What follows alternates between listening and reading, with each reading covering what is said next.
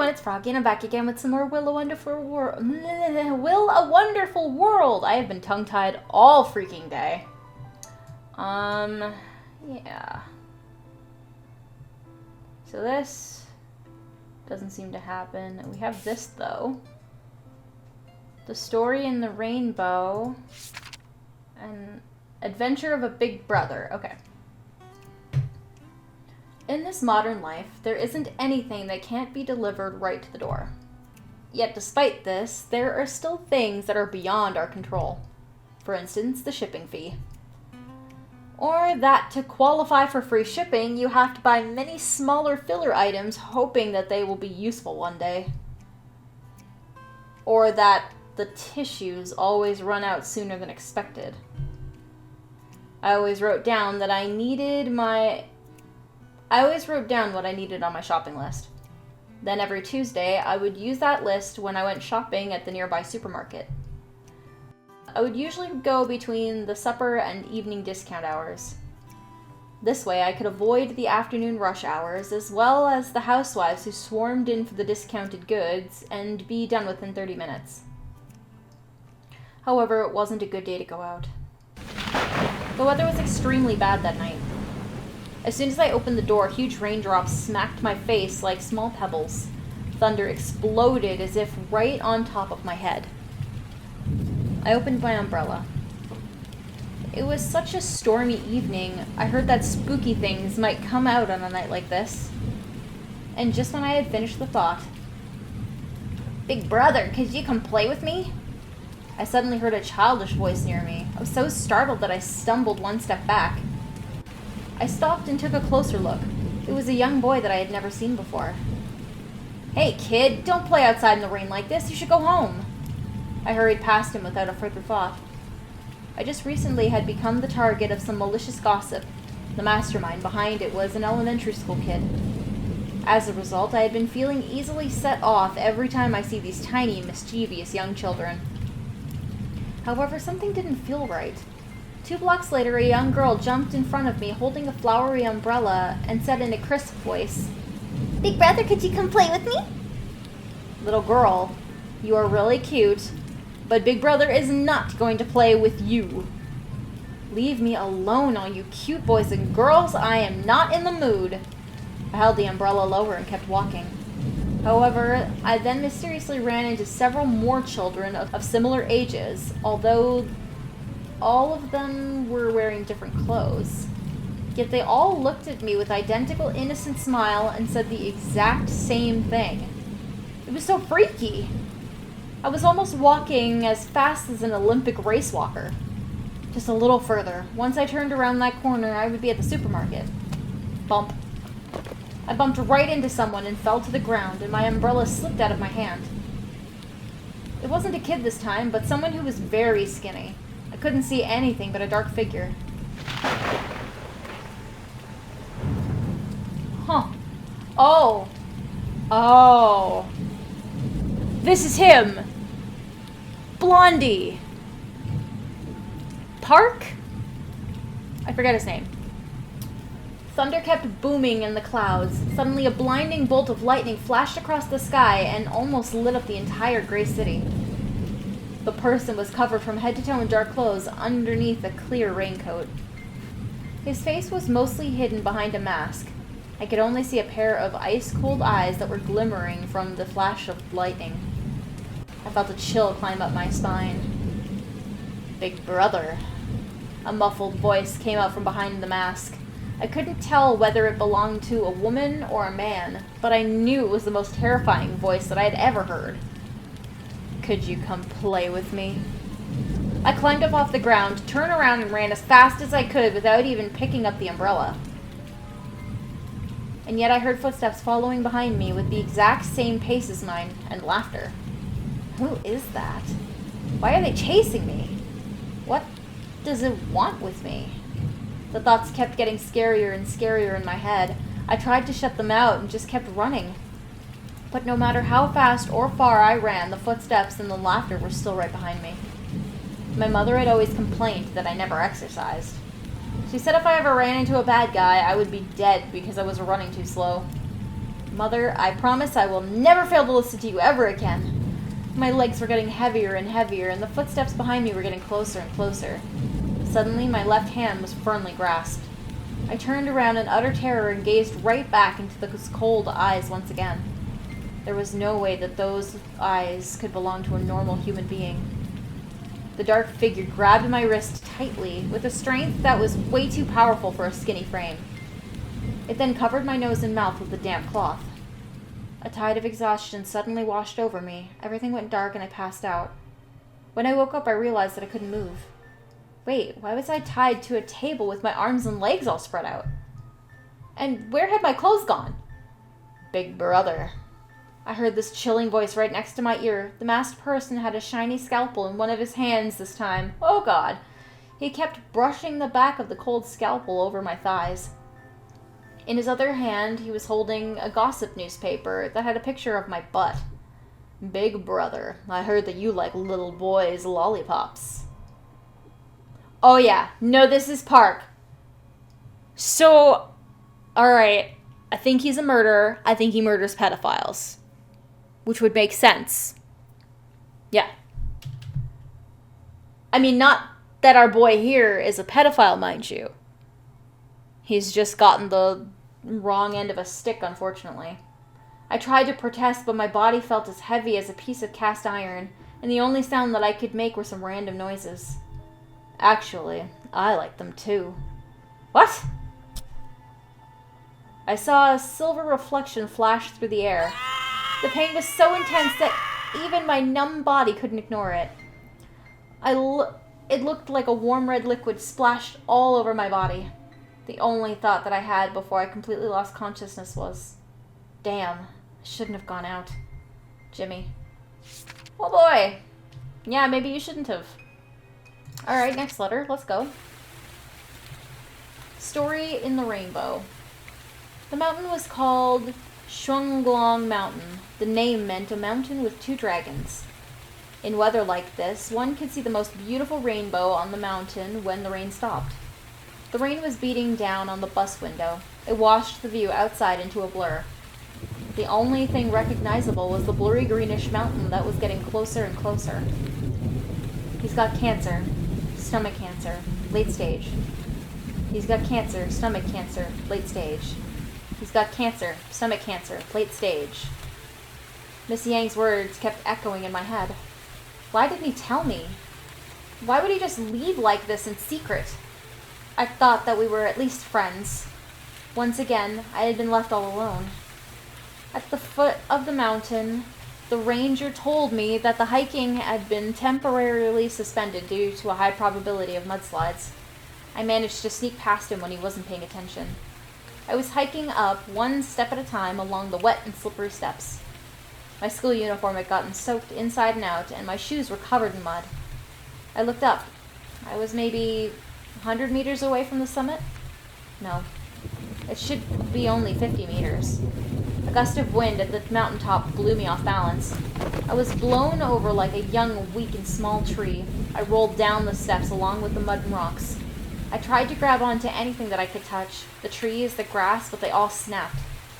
I was rolling down faster and faster. I felt myself leaving solid ground. I was flying. And I saw the valley beneath me. I pulled a pen out of my pocket and stabbed forward with it as hard as I could. A murky torrent of mud and rocks rushed down from the mountaintop. I somehow stuck the pen into the cracks among the rocks and the cliff. But the torrent was too powerful. I felt weightless. I had never done bungee jumping before. I imagined it would probably feel something like this. I was falling. I kept falling. After what had felt like an eternity, my body finally touched the ground. I could feel something sticky coming out of my nose and my ears.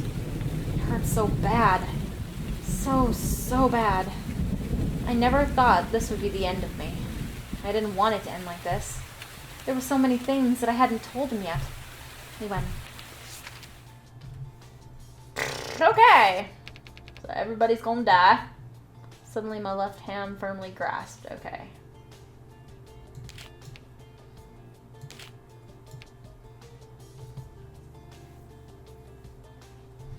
Let's try that.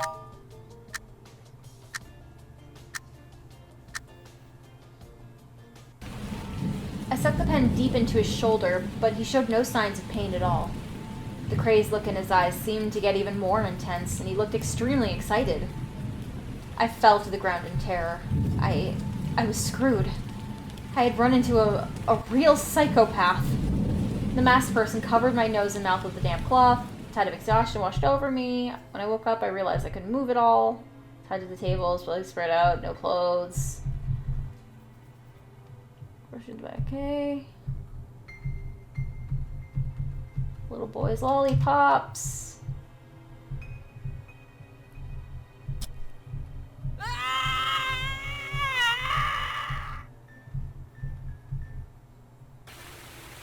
Oh, alright, another cutscene. My heart skipped a few beats. Oh, somebody's holding on. I felt like I had already died. I thought it must be a wild dream. I had seen too many movies with similar plot. The heroine was about to fall off the cliff, and the hero was able to catch her hand at the last moment. Yet, we were not the hero and heroine of that kind of a movie. Just when I thought this would be my last chance to tell him how I felt, the torrent washed us both off the cliff. Our hands lost hold of each other's grasp. We were too far away to hear what we were yelling at each other. I supposed I didn't even deserve this one last chance. I was falling, kept falling. After what felt like an eternity, my body touched the ground. I could feel something sticky coming out of my nose and my ears. I looked at him lying motionless in the distance. He was becoming blurry until everything went dark. Alright, still dying. Let's try,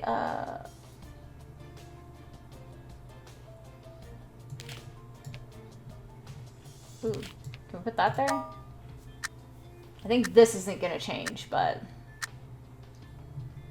The sweat on my palm had glued my hand tightly to the pen that I had just stuck in his shoulder, but he showed no signs of pain at all. Who the hell was this person? I fell down onto the mud, and the torrent of mud and soil underneath swept us both down the cliff. The mud and soil kept splashing onto my face and into my nose. I was beginning to have terrible breathing. Suddenly something hard struck me in the forehead and I blacked out.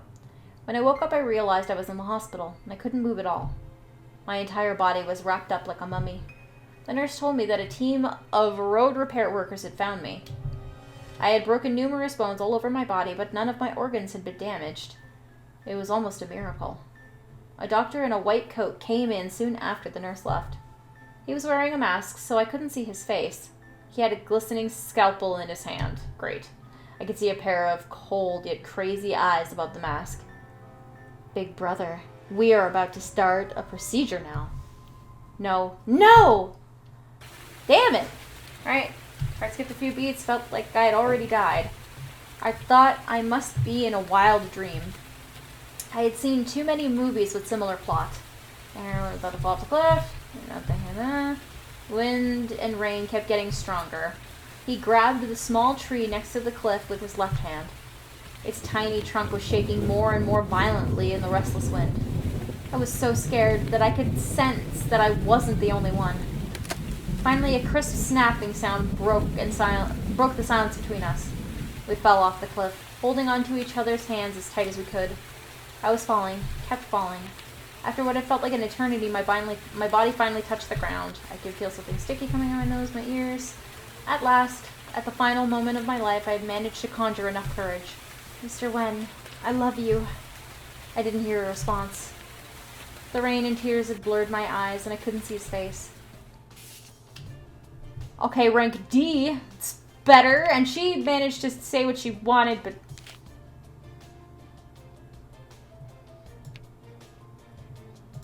Okay, no stabby. Let's try that. I'm not sure how I found the strength, but I stepped forward at the last moment. I could feel my heel just miss the sliding mud. A torrent of mud was falling off of the slope by the hilly roadside. A landslide? The mud and soil underneath the masked person suddenly began to move rapidly, as if they had just been awoken by the thunderous explosion in the sky. The masked person was sucked into the torrent and swept down the cliff into the distance. The goddess of fortune must have heard my call for help. Lucky me. After struggling to calm down, I realized the new problem. Where the hell was I? I eventually managed to stop a taxi and get back home, even though I was completely lost.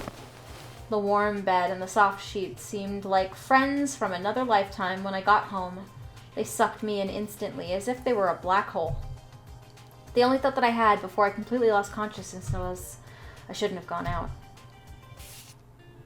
Alright, so that's good for him. This is not good. So let's try that now. So we're not touching his. I'd rather them not die. That would be good. My heart skipped a few beats. I felt like I had already died. Thought it must have been a wild dream. Blah, blah, blah. Oh. Wait, oh, this is different. The heroine was about to fall off the cliff and the hero was able to catch her hand at the last moment.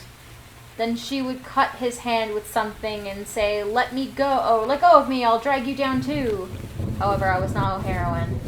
The blood was being washed away by the rain. It flowed onto my hand and dropped onto my face. I had stuck the pen into the back of his hand, but it had been blown away by the heavy wind. This wasn't a movie. I would drag him down, I definitely would. But I didn't have the courage to tell him to let go of me. I was such a coward. Hold on! Keep your eyes on me! He held me even tighter. The rain and tears had blurred my eyes, and I couldn't see his face. I'm sorry, I'm so scared. I was so scared of being left alone. Miraculously, he seemed to have heard my thoughts. Don't be scared. I would never leave you alone, ever. He grabbed a tree next to him, and with his left hand and leaned back, the tree was already bending at a dangerous angle. My body was jerked upwards. The little tree snapped in half. At the same instant, he pulled me into his broad chest. He locked me in his strong arms. I felt a warmth that I hadn't felt in a long time. I couldn't think of anything to say. He didn't say anything either. Or maybe he did say something, but it was drowned out by the rain and I couldn't hear it. Alright, got it. Can we... Alright, so we've got new stuff. Can we maybe not have him kill someone? Also,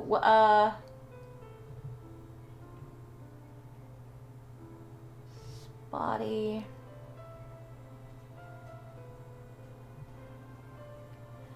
King back, yeah. Maybe we can save you so you don't die. Oh, but there's new stuff here now. Okay.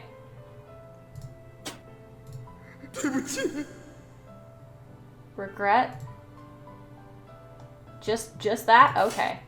But I'm going to go ahead and end this episode here for today. So I hope you guys enjoyed it. If you want to see more videos from me, then don't forget to like, comment, and subscribe. Thanks for watching.